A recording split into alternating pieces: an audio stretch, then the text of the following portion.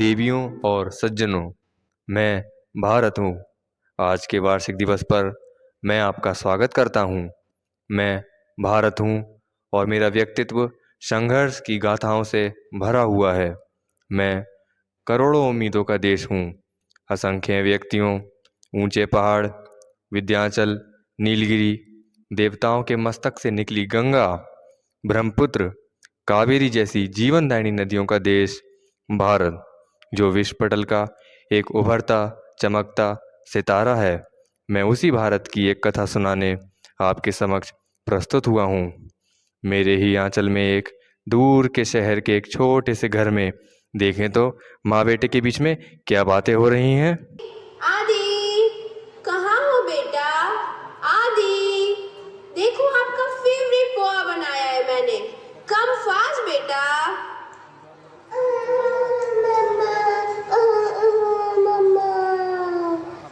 अरे अरे, क्या हो गया मेरे बेटे को? मेरा बेटा क्यों रो रहा है? ऐसे नहीं रोते मेरे बेटे, आप तो बहुत स्ट्रांग है ना।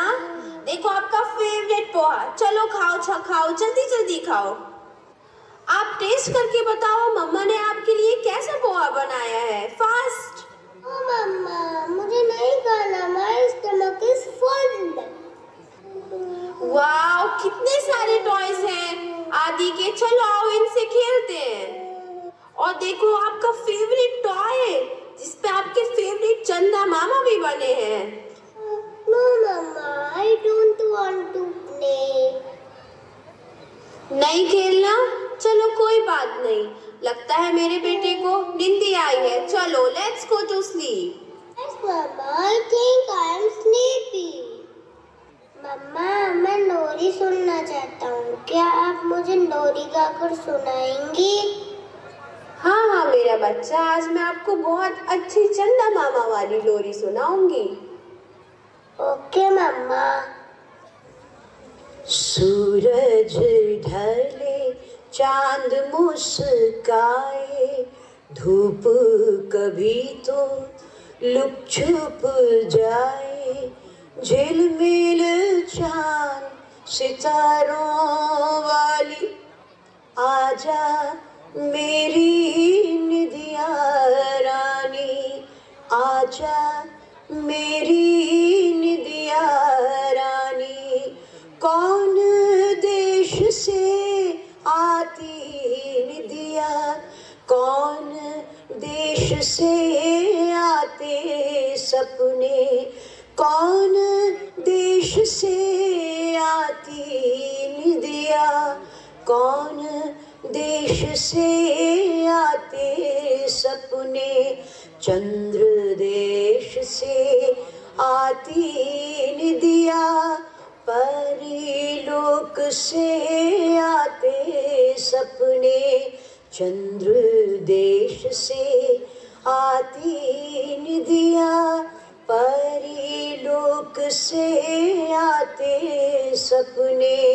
सूरज ढले, चांद मुस्काए, धूप कभी तो लुक छुप जाए, झिलमिल चांद सितारों वाली, आजा मेरी निदिया रानी, आजा मेरी निदिया रानी, आजा।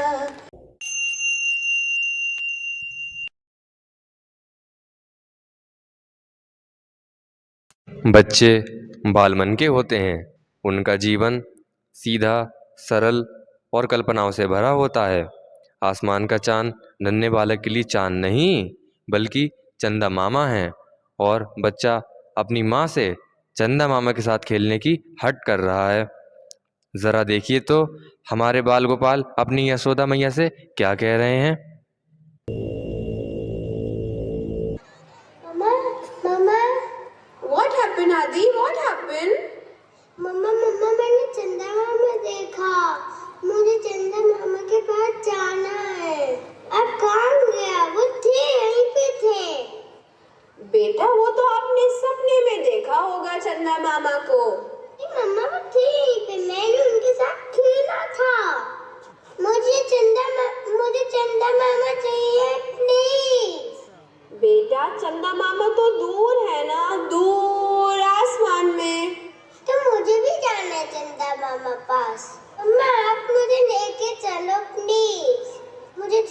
मामा से मिलना है। यस मेरे बेटे, जरूर जाएंगे, पर उसके लिए आपको पहले बड़ा होना पड़ेगा और अच्छी अच्छी पढ़ाई करनी पड़ेगी, अपने टीचर्स का कहना मानना पड़ेगा।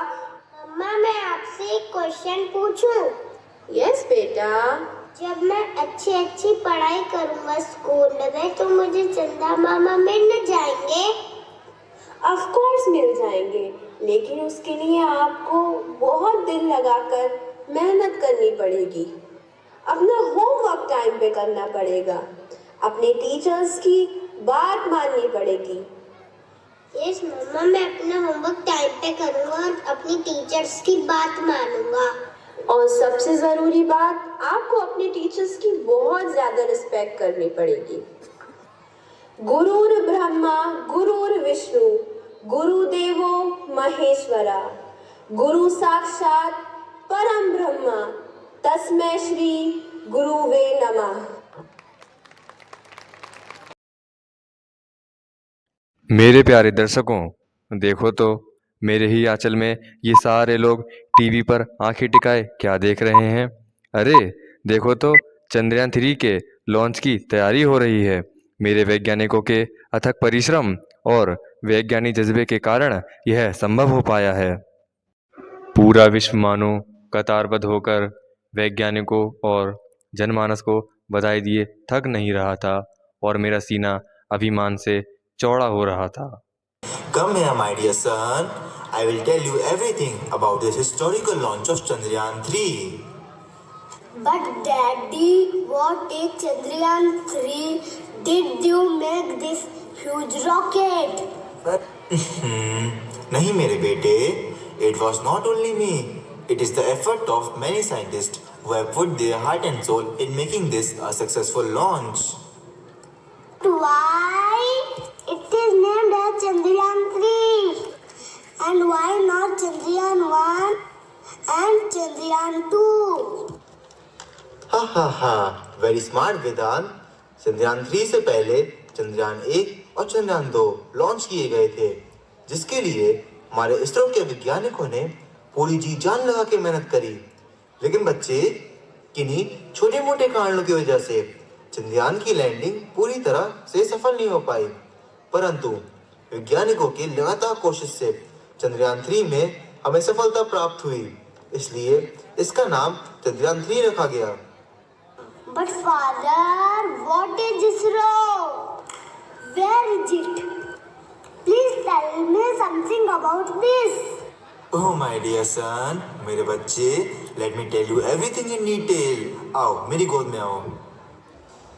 Indian Space Research Organisation Bharat की नेशनल स्पेस एजेंसी है, जिसकी शुरुआत 15 अगस्त 1969 को विक्रम साराभाई ने की थी और इसके हेडक्वार्टर्स बेंगलुरु कर्नाटका में लोकेटेड है। लेकिन पापा, इसरो की पहचान कैसे होती है? अरे मेरे लाल, 2002 तक इसरो का कोई ऑफिशियल लोगो नहीं था, जो अडॉप्ट किया गया है, जो ऊपर की ओर बढ़ता है और 2 नीले रंग के सैटेलाइट पैनल के साथ जुड़ा हुआ है, जिसमें 2 भाषाओं में इसरो का नाम लिखा है। लेकिन फादर, इसरो हमारे लिए क्या करता है? और अब तक इसने भारत के लिए क्या किया है? अरे मेरे बच्चे, कितने सवाल पूछता है? अपनी माँ से ज्यादा सवाल तो आजकल तू पूछने लगा है। ओहो, रहने दो पापा, मत बताओ, मैं जा रहा हूँ यहाँ से। अरे मेरे बेटे, नाराज मत, मैं तुमको सब कुछ बताता हूँ। इसरो ने सैटेलाइट टेक्नोलॉजी में बहुत कुछ हासिल किया है। इसरो ने भारत की पहली सैटेलाइट 1975 को लॉन्च की। इसरो ने अपने चंद्र मिशन चंद्रयान 1, चंद्रयान 2 और चंद्रयान 3 से दुनिया को चौंका दिया। उन्होंने चंद्रमा की स्टडी पर फोकस किया और किस्मत से उन्हें चांद पर पानी मिला। इसरो ने मंगल ग्रह पर भी भारत का पहला मिशन मंगलयान और हमारा पहला सोलर मिशन आदित्य L1 भी लॉन्च किया। इसरो में प्रमुख साइंटिस्ट डॉक्टर के सिवन थे, जिन्हें इसरो का चेयरमैन भी बनाया गया था। उनके मार्गदर्शन में इसरो ने महत्वपूर्ण मिशन चलाए, जिनमें चंद्रयान 2 मिशन भी शामिल है और अब्दुल कलाम जैसे युवा साइंटिस्ट ने मेहनत की और भारत का पहला रॉकेट लॉन्च 1963 को तिरुवनंतपुरम के एक चर्च में किया गया था, जिसमें रॉकेट के पार्ट्स को साइकिल पर रख के लेके जाया गया था। Okay, Papa, thank you. You are the best father in the world.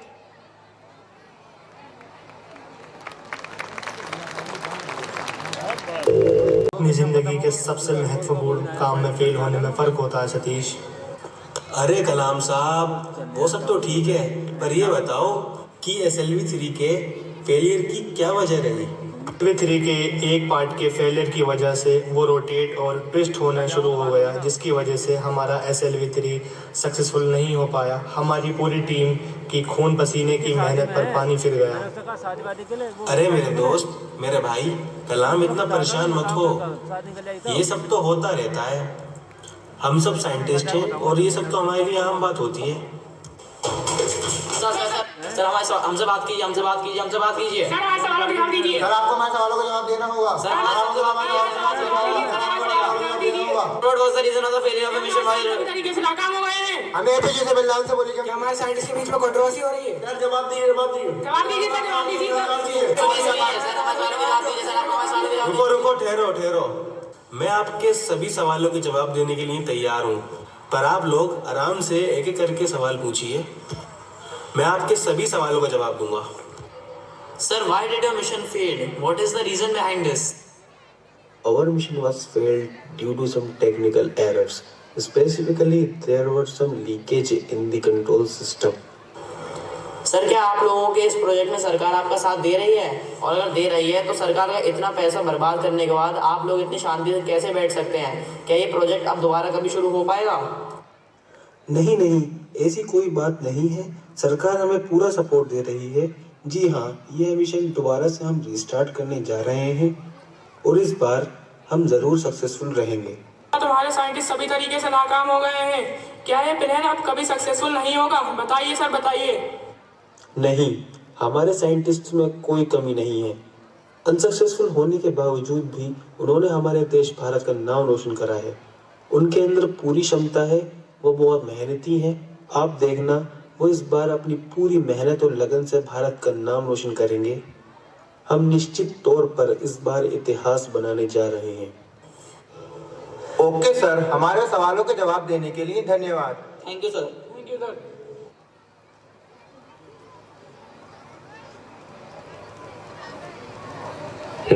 एक भला मानस अपनी गलतियों से सीखता है और पुनः परिश्रम करके कामयाब होने की कोशिश करता है।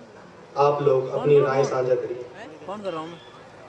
सर, हमने दिन रात सुबह शाम मेहनत करी, अपनी जी जान तक लगा दी, लेकिन सफलता ना मिलने के कारण आज हम निराश हैं। हमारा मनोबल गिर रहा है। लेकिन सर, हमारे लिए तो यही हमारा इकलौता टारगेट था जो हम पूरा नहीं कर पाए। इसकी वजह से हम खुद को गिरा सा महसूस कर रहे हैं। हमें असफल होने का उतना ही दुख हो रहा है जितना एक अध्यापक को उसके शिष्य के असफल होने पर दुख होता है। और सर, आज अपने को असफल महसूस करके बहुत निराशा हो रही है और हताशा और दुख बढ़ता ही जा रहा है। तकनीक की दुनिया में सफलता चुटकियों में नहीं मिलती। इसके लिए गिर के ठोकरें खा कर संभलना पड़ता है। यदि एक बार असफलता मिली है तो लाख कोशिशों के बाद सफलता जरूर मिलेगी, क्योंकि कोशिश करने वालों की कभी हार नहीं होती। Yes sir.